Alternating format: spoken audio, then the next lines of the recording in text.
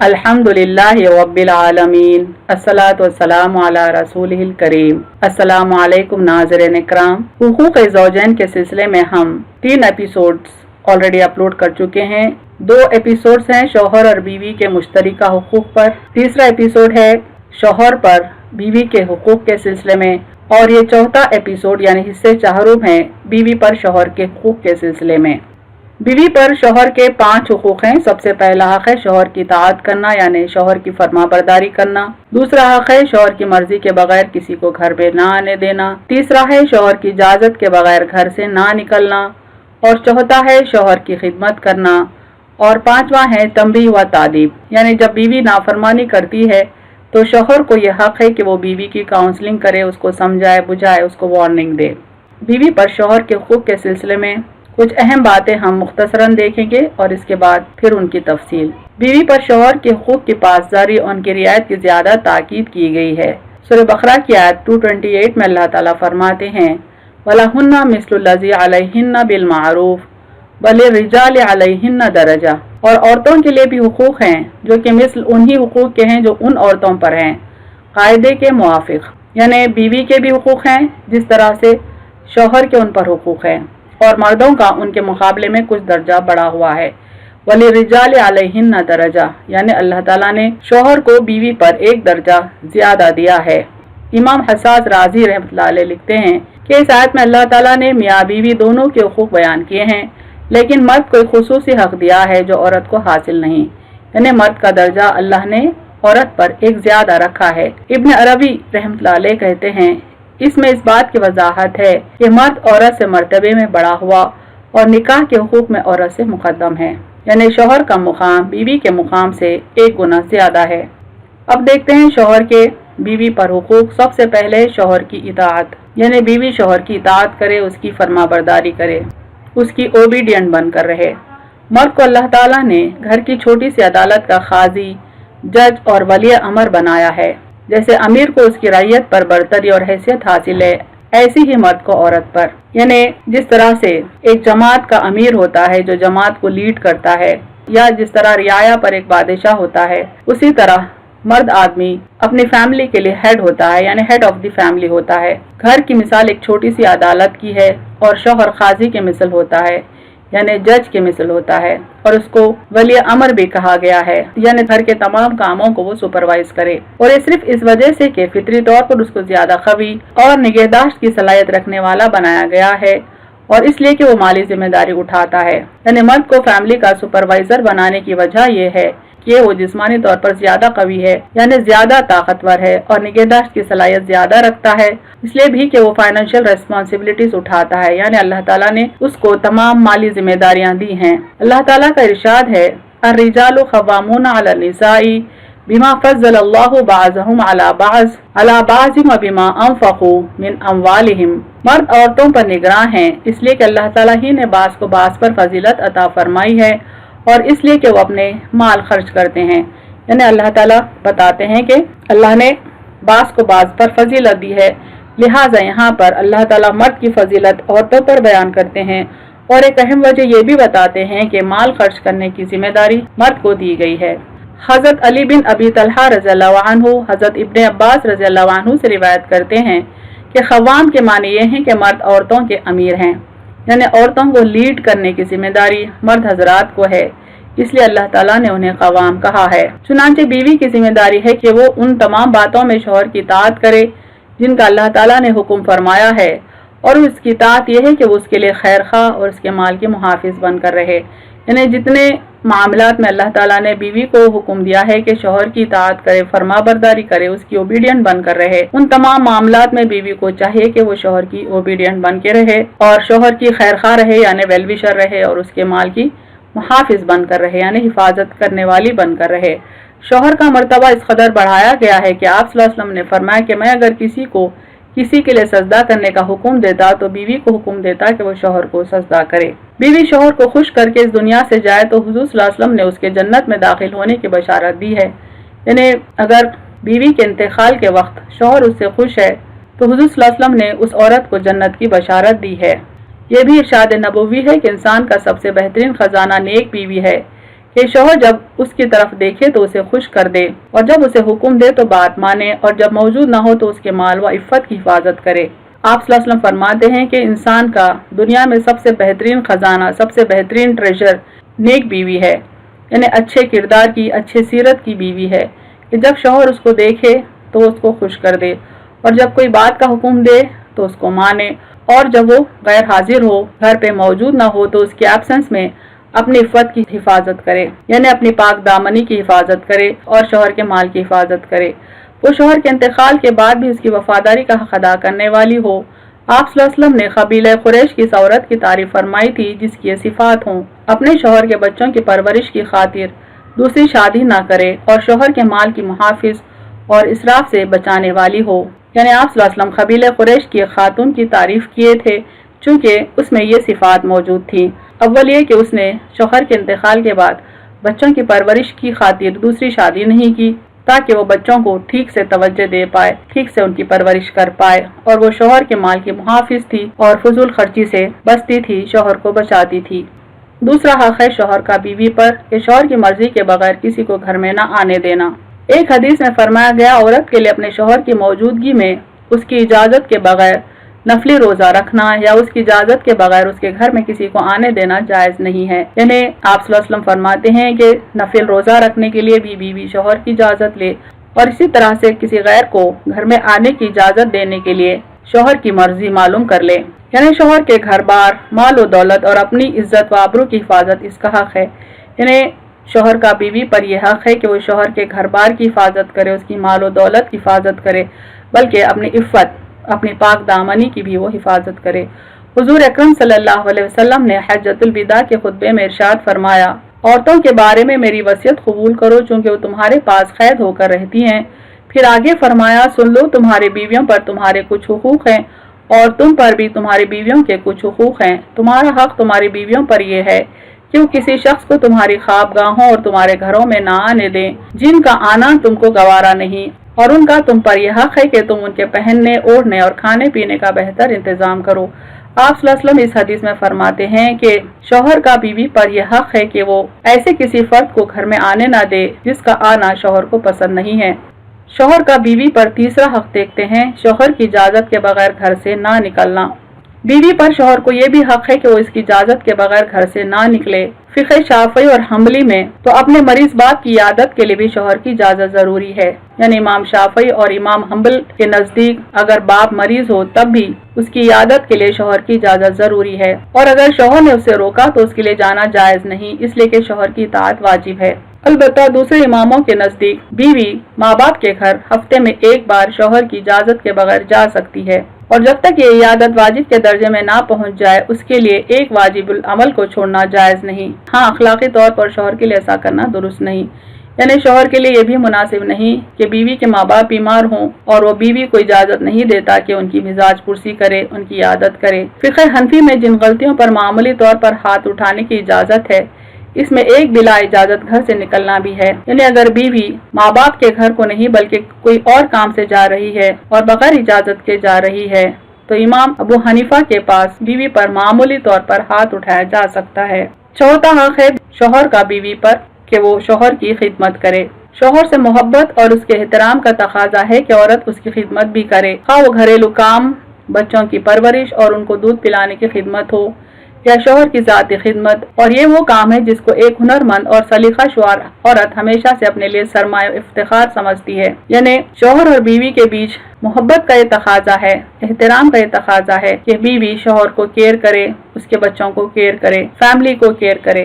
حضور صلی اللہ علیہ وسلم نے بھی حضرت علی رضی اللہ عنہ اور فاطمہ رضی اللہ عنہ کے درمیان کاموں کو تقسیم فرما دیا تھا۔ باہر کا کام حضرت علی رضی اللہ عنہ پر اور گھر کا حضرت فاطمہ رضی اللہ عنہ پر، جبکہ وہ دختر رسول خدا صلی اللہ علیہ وسلم اور سارے جہاں کی عورتوں کی سردار تھی۔ یعنی حضرت فاطمہ رضی اللہ عنہ کا بہت بلند مقام ہونے کے باوجود بھی آپ صلی اللہ علیہ وسلم نے گھریلو کام کاج کی ذمہ داری حضرت فاطمہ رضی اللہ عنہ کو دی تھی اور باہر کے کام کی ذمہ داری حضرت علی رضی اللہ عنہ کو دی تھی۔ خدمت اکثر علماء کے نزدیک ایک اخلاقی فریضہ ہے، یعنی علماء کے نزدیک شوہر کی خدمت کرنا بیوی پر فرض نہیں بلکہ ایک اخلاقی فریضہ ہے، یعنی اخلاقاً اس کو شوہر کی خدمت کرنا چاہیے، یہ عورت پر دیانتن یعنی اخلاقی طور پر اور اللہ تعالیٰ کی خوشنودی کے لیے واجب ہے، یہاں تک کہ اس کے لیے خدمت کی اجرت لینا جائز نہیں اگرچہ وہ صاحب حیثیت ہو۔ ہاں اس پر قضا واجب نہیں، یعنی اگر مسئلہ قاضی کے پاس پہنچے تو قاضی اس کو خدمت پر مجبور نہیں کر سکتا۔ فقہ کی کتابوں میں اس کی صراحت ہے، یعنی علماء اور فقہاء کا اس بات پر اتفاق ہے کہ شوہر کی خدمت کرنا بیوی پر فرض نہیں ہے، لیکن اخلاقاً بیوی کو چاہیے کہ وہ شوہر کی خدمت کرے۔ حضرت اسماء بنت ابی بکر رضی اللہ عنہ سے روایت ہے کہ زبیر بن العوام نے مجھ سے نکاح کیا، جو رسول اللہ صلی اللہ علیہ وسلم کے پھوپھی زاد بھائی تھے۔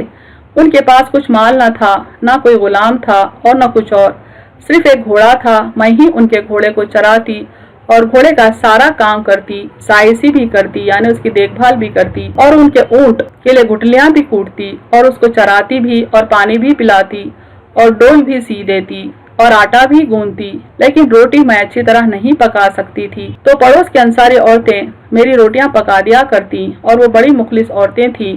حضرت اسماء کہتی ہیں، میں زبیر کی زمین سے جو رسول اللہ صلی اللہ علیہ وسلم نے ان کو مختے کے طور پر دی تھی اپنے سر پر گٹلیاں لایا کرتی تھی، اور وہ مختا مدینے سے 2 میل پر تھا۔ آگے فرماتی ہیں، پھر میرے والد یعنی حضرت ابو بکر صدیق رضی اللہ عنہ نے ایک باندی مجھے بھیجی جو گھوڑے کا سارا کام کرنے لگی، انہوں نے گویا مجھے آزاد کر دیا۔ یعنی حضرت اسماء رضی اللہ عنہا جو حضرت ابو بکر صدیق رضی اللہ عنہ کی بیٹی تھی، ان کا نکاح آپ صلی اللہ علیہ وسلم کے پھوپھی زاد بھائی سے ہوا جو غریب تھے، مال و دولت نہیں تھی، کوئی غلام نہیں تھا، ایک گھوڑا تھا اور ایک اونٹ تھا۔ گھوڑے کی دیکھ بھال بھی آپ ہی کرتی تھی اور اونٹ کی دیکھ بھال بھی آپ ہی کرتی تھی۔ اس کے علاوہ بہت سارے گھریلو کام بھی وہ کیا کرتی تھی۔ ایک وقت آپ کے والد حضرت ابو بکر صدیق رضی اللہ عنہ نے ایک باندی کو بھیجا جو حضرت اسماء بنت ابی بکر کے کاموں میں ہاتھ بٹانے لگی۔ تب انہیں محسوس ہوا جیسے کہ انہیں آزاد کر دیا گیا ہے، یعنی کام کے بوجھ سے انہیں آزاد کیا گیا۔ اس حدیث کی تشریح کرتے ہوئے امام نودی رحمۃ اللہ علیہ فرماتے ہیں، یہ سب کار خیر اور مروت و شرافت کی باتیں ہیں جس پر ہر زمانے میں لوگوں کا اتفاق رہا ہے، یعنی عورت اس طرح کے کاموں جیسے کھانا پکانے، کپڑے دھونے وغیرہ کے ذریعے اپنے شوہر کی خدمت کرتی ہے، اور یہ سب عورت کی طرف سے رضاکارانہ طور پر ہوتا ہے۔ خدمت نام کی کوئی چیز اس پر لازم نہیں، بلکہ ان کاموں کے کرنے سے انکار بھی کر دے تو وہ گناہگار نہ ہوگی، اور مرد کے لیے ان چیزوں کی فراہمی ضروری ہوگی۔ یہ ایک پسندیدہ طریقہ ہے جس پر عورتیں ہمیشہ سے چلی آ رہی ہیں، یعنی ابھی جو حضرت اسماء بنت ابی بکر کی حدیث بیان کی گئی ہے اس کی تشریح اس طرح سے ہے کہ یہ سارے کام شرافت اور مروت کی بنیاد پہ انہوں نے کی، لیکن ان پر گھریلو کام فرض نہیں تھے، یعنی کسی بھی عورت پر گھریلو کام فرض نہیں ہے اسلامی شریعت کے مطابق، لیکن یہ عورت کی شرافت ہے، یہ اس کے اخلاق ہیں کہ یہ وہ اپنے گھر کی دیکھ بھال کرتی ہے، شوہر اور بچوں کی خدمت کرتی ہے۔ یہ ایک پسندیدہ طریقہ ہے جو ہمیشہ سے چلا آ رہا ہے۔ جب عورت پر اپنے شوہر کی خدمت واجب نہیں تو ظاہر ہے ساس سسر کی خدمت تو اور بھی واجب نہ ہوگی، لیکن یہ بیوی کی سعادت مندی ہے کہ وہ شوہر کے والدین کی خدمت کو اپنے شوہر سے محبت و وفاداری کا لازمی حصہ سمجھے اور اس کی وجہ سے اپنے اوپر ان بڑوں کی تعظیم و تکریم نہ کرنے کا الزام نہ آنے دے۔ یعنی جب شوہر کی خدمت ہی بیوی پر فرض نہیں تو اس کے ماں باپ کی خدمت بھی فرض نہیں ہوگی، لیکن اخلاقاً اس کو چاہیے کہ وہ شوہر کی خدمت کے ساتھ ساتھ اس کے والدین کی خدمت کرے، انہیں بھی کیئر کرے، ان کی تعظیم و تکریم بھی کرے،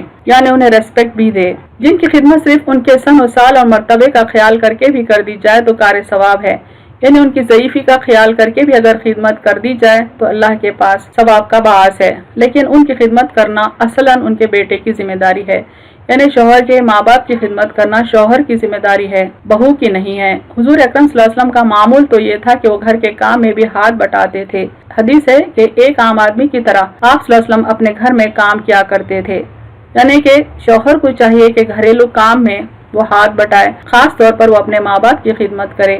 لیکن افسوس کہ آج ہم اپنے والدین کی خدمت بھی خود سے نہیں کر پاتے، اور بعض لوگ جبراً بیوی سے ہی یہ خدمت کرواتے ہیں اور ساس سسر بھی اسے اپنا حق سمجھتے ہیں، اور اس میں ادنا کوتاہی پر بھی بہو کی خیر نہیں ہوتی۔ یعنی ہمارے سماج میں اس قدر بگاڑ آ گیا ہے کہ شوہر خود کے والدین کی خدمت کرنے کے بجائے جبراً فورسبلی اپنی بیوی سے اپنے ماں باپ کی خدمت کراتا ہے، اور ساس سسر بھی سمجھتے ہیں کہ بہو کی خدمت پر ان کا حق ہے۔ اگر وہ خدمت میں کچھ کوتاہی کرتی ہے تو پھر وہ اپنے بیٹے پر بہو کو طلاق دینے کے لیے پریشر بھی ڈالتے ہیں۔ شوہر پر بیوی کا 5واں حق ہے تنبیہ و تادیب، یعنی اگر بیوی نافرمانی کرتی ہے تو شوہر اس کی کاؤنسلنگ کر سکتا ہے، اس کو سمجھا سکتا ہے، اس کو وارن کر سکتا ہے۔ कामयाब खाविन तो वो है जिसने घर को इस सांचे में ढाला हुआ है कि बार बार अपनी बीवी को तंबीह की जरूरत ना पड़े, उसकी कमजोरियों से चश्मपोशी करते हुए जिंदगी गुजारे। यानी एक बेहतर शौहर या एक कामयाब खाविन तो ऐसा होता है कि घर के माहौल को बहुत ही सुकून वाला बनाकर रखता है कि बार बार बीवी को किसी चीज की वार्निंग देने की जरूरत ही ना महसूस हो, बल्कि अगर वो बीवी की गलतियों को ओवरलुक कर दे तो माहौल में सुकून पैदा हो जाएगा। लेकिन चूंकि हदीस में है कि औरत को पसली से पैदा किया गया है, जिसका एक मतलब तो ये बयान किया गया है कि सबसे पहले हजरत आदम अलैहिस्सलाम को पैदा किया गया, उसके बाद हजरत हवा को उनकी पसली से पैदा किया गया। लेकिन बाज़ उलमा ने इसका मतलब ये लिया है कि जिस तरह पसली देखने में टेढ़ी मालूम होती है लेकिन उसका हुस्न इसी में है, इसी तरह औरत भी है। ये मर्द व औरत की फितरत और सरिश्त में जो फर्क है, इसकी वजह से मर्द उसे टेढ़ा समझता है चूंकि उसकी फितरत से मेल नहीं खाती। चूंकि हम जानते हैं कि हव्वा अलैहिस्सलाम को आदम अलैहिस्सलाम की पसली से पैदा किया गया है, इसलिए बाज़ उलमा का ये कौल है कि औरत की फितरत में टेढ़ है, और इसीलिए हदीस में कहा गया कि अगर जबरदस्ती से सीधा करने की कोशिश करोगे तो वो टूट जाएगी, यानी उसे तलाक देनी पड़ेगी। कहीं फरमाया गया तो उससे उसकी कजी के साथ ही लुत्फ अंदोज हुआ करो, यानी बीवी में अगर कुछ टेढ़ नजर आया तो उसको सीधा करने के बजाय उसी के साथ कंप्रोमाइज करो और खुशगवार जिंदगी गुजारो, क्योंकि टेढ़ी फसली को अगर सीधा करने की कोशिश की जाए तो वो टूट जाती है, यानी मियाँ बीवी के बीच ताल्लुक टूट जाता है। लेकिन ये मुमकिन है कि औरत से ऐसी गलती सरजद हो कि बगैर तंबीह से काम न चल सके, तो ऐसी सूरत में शौहर को बास तादीबी कार्रवाइयों की इजाजत दी गई है। इसके लिए कुरान की इस तफसील से वाकिफ होना जरूरी है। सूरह निसा में अल्लाह ताला फरमाते हैं, मर्द औरतों पर निगरान है इसलिए कि अल्लाह ही ने बास को बास पर फजीलत अता फरमाई है और इसलिए कि वो अपने माल खर्च करते हैं। बस नेक औरतें वो हैं जो फरमा बरदार हैं और अल्लाह की हिफाजत से मर्द की अदम मौजूदगी में इज्जत व आबरू की हिफाजत करती हैं। और तुमको जिन औरतों से नाफरमानी का अंदेशा है तो उनको समझाओ, ख्वाबगाह में उनसे बेताल्लुकी बरतो और उनको हल्के तरीके पर मारो। अगर वो तुम्हारी फरमा बरदारी करने लगे तो फिर उन पर ज्यादती के लिए बहाने तलाश मत करो, बेशक अल्लाह बड़ी बुलंदी और अजमत वाले हैं। सूरह निसा की सायत में मर्द की फजीलत की दो बातें बयान की गई। एक ये कि अल्लाह ने एक को दूसरे पर फजीलत दी है, दूसरे ये कि वो माल खर्च करते हैं, यानी अल्लाह ताला ने शौहर को बीवी पर फजीलत दी है और फजीलत की एक वजह ये भी है कि वो माल खर्च करते हैं। बीवियों के नेक होने की अलामतें ये बयान की गई कि वो अपने शौहरों की फरमा बरदार होती हैं, उनके गायबाना में उनके घर और इज्जत की हिफाजत करने वाली होती हैं। यानी हमने अभी देखा कि सूरह निसा की जो आयत कोट की गई है उसमें अल्लाह ताला फरमाते हैं कि नेक बीवी की ये सिफत है कि वो शौहर की फरमा बरदार होती है और अपनी पाक दामनी की हिफाजत करती है और शौहर के गायबाना, शौहर के घर और माल की इज्जत की हिफाजत करती है। अब मर्द से ये फरमाया गया कि अगर बीवी पर नुशूज का अंदेशा हो यानी नाफरमानी का अंदेशा हो तो पहले इसको समझाओ, ना माने तो खिलवत में से अलग हो जाओ और उसको अलग कर दो, यानी हम बिस्तरी तर्क कर दो। इसी को हज्र फिल मजाजी कहा गया है।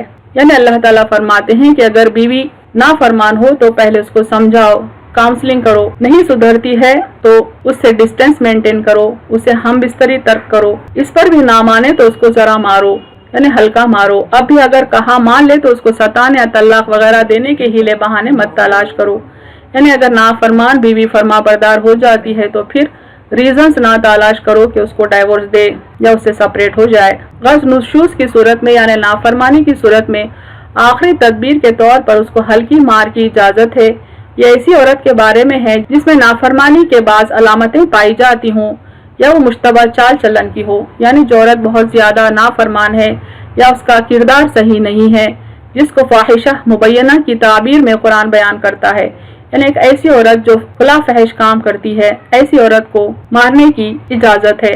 या वो औरत जो अपने शौहर से बड़ा बनना चाहती हो, यानी तकब्बुर और गुरूर में शौहर की बेइज्जती करती हो, उसकी हुक्म अदूली करती हो, यानी उसकी नाफरमानी करती हो, उसके हुक्म को नहीं सुनती हो, उससे बुग़्ज़ रखती हो, यानी शौहर से दुश्मनी रखती हो, इससे बेरुखी करती हो, यानी शौहर को नेगलेक्ट करती है, तो उसको इस तरह की सजाएं दी जा सकती हैं। और ये भी उस वक्त जबकि तादीब के 2 मरहले मुकम्मल हो गए हों, यानी नसीहत के जो स्टेजेस अल्लाह ताला बताए हैं वो पहले कंप्लीट होने चाहिए। यानी उसकी काउंसलिंग पहले करें, फिर उससे डिस्टेंस मेंटेन करें, उसके बाद भी वो ना सुधरती हो तो उसको हल्की मार मारने की इजाजत है। और ये मार तकलीफदा नहीं होनी चाहिए। आप सल्लल्लाहु अलैहि वसल्लम ने फरमाया, यानी ऐसी मारो जिससे औरत के किसी अज़ू को किसी तौर पर नुकसान ना पहुंचे। यानी मार हल्की होनी चाहिए, किसी भी जिस्म के हिस्से को कोई नुकसान न पहुंचे, जिस्म पर वर्म न आए, अहानत आमेज अंदाज न हो यानी ह्यूमिलेटिंग अंदाज में उसको ना मारा जाए। हज़रत इब्न अब्बास रज़ियल्लाहु अन्हु से मरवी है कि इससे मकसूद मिसवाक वगैरह से मारना है, वरना आम तौर पर मारना तहजीब के खिलाफ है। यानी हज़रत इब्न अब्बास से मरवी है कि बीवी को मारना दरअसल तहजीब के खिलाफ है। अगर ज़रूरत भी पड़ती है तो हल्का सा मार मिसवाक से मारे। हुज़ूर सल्लल्लाहु अलैहि वसल्लम ने फरमाया, तुम में से अच्छे लोग हरगिज नहीं मारेंगे, यानी कोई शरीफ आदमी अपनी बीवी पर कभी हाथ नहीं उठाएगा। एक सहाबिया ने जब आप सल्लल्लाहु अलैहि वसल्लम से एक शख्स से निकाह का मशवरा किया तो आप सल्लल्लाहु अलैहि वसल्लम ने फरमाया, वो अपना डंडा अपने कंधे से नीचे नहीं उतारता, यानी वो मारपीट करता है, जरा सी बात पर खफा होता है। आप सल्लल्लाहु अलैहि वसल्लम ने ऐसे मर्द से शादी का मशवरा नहीं दिया। यानी एक सहाबिया जब आप सल्लल्लाहु अलैहि वसल्लम से एक शख्स के बारे में पूछती है निकाह के सिलसिले में, तो आप सल्लल्लाहु अलैहि वसल्लम ने इसलिए मना किया चूंकि वो शख्स हमेशा डंडा थामे हुए होता था, यानी उससे मारपीट का अंदेशा था, इसलिए आप सल्लल्लाहु अलैहि वसल्लम ने निकाह के सिलसिले में मना कर दिया। हुज़ूर सल्लल्लाहु अलैहि वसल्लम का कारनामा ये था कि हुज़ूर सल्लल्लाहु अलैहि वसल्लम ने अपने हाथ से न कभी किसी खादिम को मारा, ना किसी औरत को और न किसी और चीज को। यानी आप सल्लल्लाहु अलैहि वसल्लम की सीरत अगर हम पढ़ें तो हमको मालूम होगा कि कभी आपने जिंदगी में कभी न किसी खादिम के ऊपर हाथ उठाया, न किसी औरत पर और न ही किसी और चीज पर। लेकिन इन तदबीरों की इजाजत इसलिए दी गई है कि निबाह ना होने की सूरत में फौरन मामला काजी की अदालत में ना पहुंचे या शोहर एक लख तलाक ना दे बैठे। यानी ये जो स्टेजेस बताए गए हैं नाफरमान बीवी को सही रास्ते पर लाने के, दरअसल इनकी इजाजत सिर्फ इसलिए दी गई है कि झगड़ा बढ़ते हुए अदालत तक ना पहुंचे, तलाक तक ना पहुंचे। अरबों का हकीमाना मकूला है, औरतों की इज्जत नफ्स का वही ख्याल रखता है जो शरीफ नफ्स हो, और जो खुद रजील हो वही उन्हें जलील करता है। यानी एक शौहर जो रेस्पेक्टेबल है वो बीवी को रेस्पेक्ट देता है, जो शौहर रजील हो यानी जलील फितरत का हो वो बीवी को भी जलील करता है। यहाँ ज़ौजैन से मुतालिक चंद हुकूक व फराइज़ जिक्र किए गए। इसके अलावा भी इस मौजू के कई गोशे हैं। ज़ौजन में से हर एक को इस बात का लिहाज रखना चाहिए कि वो अपनी जिम्मेदारियां पहले अदा करे, इसकी बरकत और असर से उसके हुकूक खुद ब खुद हासिल हो जाएंगे। यानी हमने देखा इस एपिसोड में और इसके पिछले एपिसोड्स में कि शौहर के बीवी पर क्या हुकूक हैं और बीवी के शौहर पर क्या हुकूक हैं। ये तमाम बातें जानते हुए इस बात का भी ख्याल रखें कि हम अपनी जिम्मेदारियों को पहले अदा कर दें। मुमकिन है कि हमारे हुकूक खुद ब खुद हमको हासिल हो जाएं, चूंकि दोनों में से हर एक से उसकी जिम्मेदारी के बारे में पूछा जाएगा। इरशाद नबवी सल्लल्लाहु अलैहि वसल्लम है, मर्द अपने बीवी बच्चों का हाकिम है और उससे सवाल होगा, और औरत अपने शौहर के घर की जिम्मेदार है और उससे सवाल होगा। आप सल्लल्लाहु अलैहि वसल्लम फरमाते हैं चूंकि मर्द को ये जिम्मेदारी दी गई है कि वो फैमिली को सुपरवाइज करे, बीवी बच्चों के तमाम जरूरियात पूरे करे, यहाँ तक कि उनकी तालीम और तरबियत की जिम्मेदारी भी मर्द को दी गई है, तो अल्लाह ताला जरूर मर्द से सवाल करेगा कि क्या उसको दी गई भी जिम्मेदारियां उसने पूरी की हैं। इसी तरह से औरत को अल्लाह ताला ने अपने शौहर के घर की जिम्मेदारी दी है, घर को संभालना है, शौहर का माल, शौहर की इज्जत, शौहर का घर बार उसको संभालना है, अपनी इफ़्फ़त, अपनी पाकदामनी का उसको ख्याल रखना है। तो क्या ये तमाम जिम्मेदारियां उसने पूरी की हैं, ये पूछा जाएगा।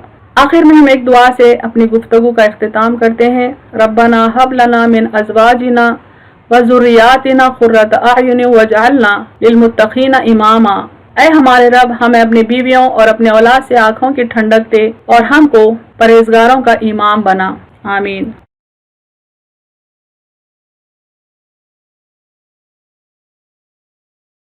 व आखिरु दावाना अनिल हम्दुलिल्लाहि रब्बिल आलमीन।